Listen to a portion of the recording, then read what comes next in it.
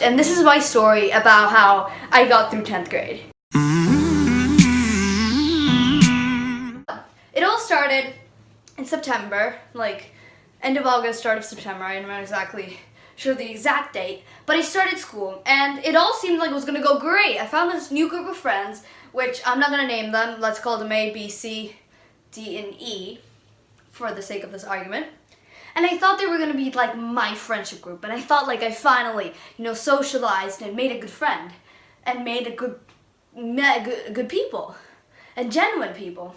And it all went well. Like, it was all genuine. We all talked, we cried, we laughed. Like, the group kind of started furthering away from me, and that might have been my feeling. That might have not been whatever actually happened. But I started feeling like they had more things in common than me because I'm always the outsider. I'm always the one that's different. And that will always be like that because I am different. And you know what? After finishing this grade, which has been the one that I've learned most from, I realized that different is good. And liking music is good. And the one thing I stuck through was music. You might listen back to my old videos and it's like, what did you see in yourself? I saw a girl who was persistent, who would not give up for anything. If she wanted it, she would get there. Okay? And if Megan wanted something, there was no getting out of it. She's getting it because you know what? She does not give up. Okay? For example, there's a couch in my room now. You know why there's a couch in my room?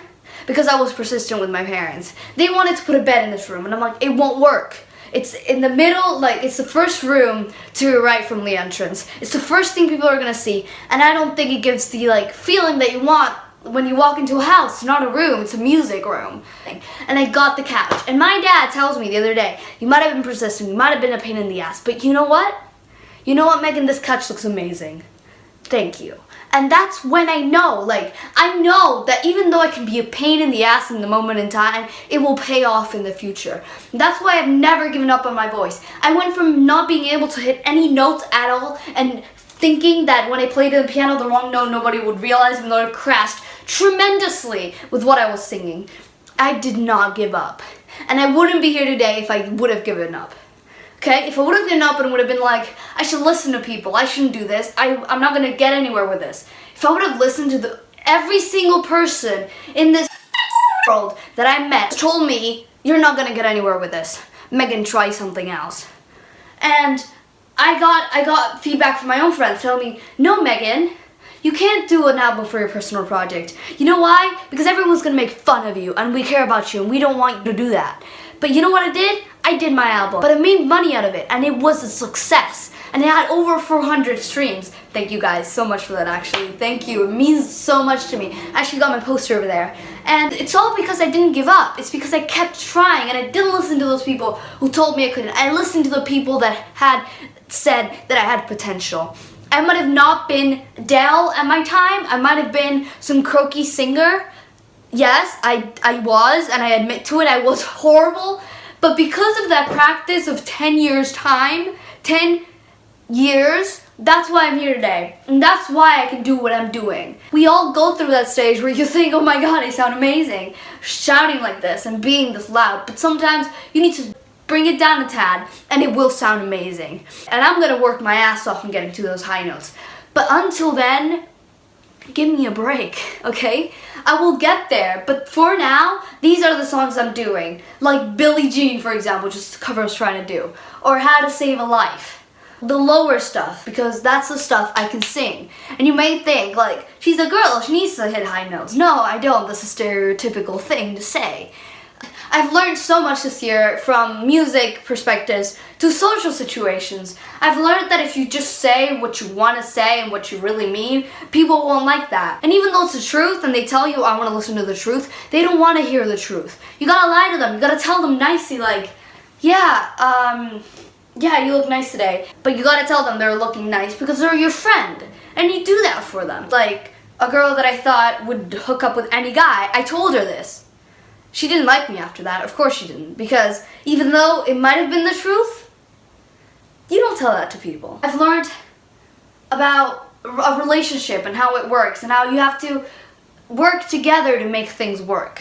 But we worked through every single problem like any other couple should have. And even though they might have been small or they might have been slightly bigger, it was never something we couldn't have worked through.